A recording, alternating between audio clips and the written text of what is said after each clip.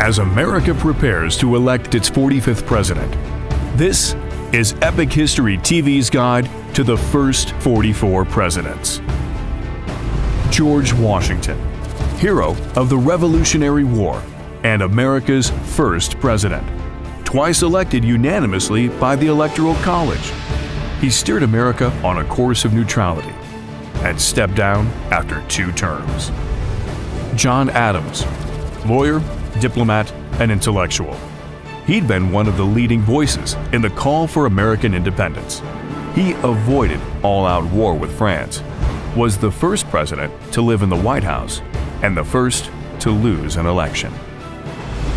Thomas Jefferson, chief author of the Declaration of Independence. He was a fierce defender of individual liberty, though, like several early presidents, himself owned slaves. He opposed federalism and strong central government, but doubled America's size by buying 800,000 square miles of territory from France. James Madison. At 5'4", America's shortest president, but a towering figure in the fight to pass the U.S. Constitution and Bill of Rights. As president, he was forced to fight another war against Great Britain to uphold America's rights at sea. James Monroe, the last president who was also a founding father. He warned Europe not to meddle in American affairs, while promising the U.S. would not interfere in Europe's affairs. He passed legislation to restrict slavery to existing slave states and new territories south of the Missouri Compromise line. He also supported the colonization of Liberia by free African Americans, which is why its capital, Monrovia, is named after him. John Quincy Adams, son of John Adams, America's second president. A brilliant diplomat who prioritized economic development while paying off most of America's national debt. Andrew Jackson, a no-nonsense soldier, hero of the War of 1812, and founder of the Democratic Party. Once wounded in a duel, his authoritarian style caused his opponents, the Whigs, to brand him a dictator. He began a policy of forced relocation of Native American tribes to west of the Mississippi River.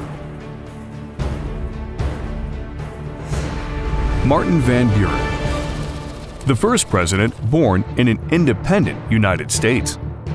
Son of an innkeeper, he spoke Dutch at home. His presidency was dominated by America's first major financial crash.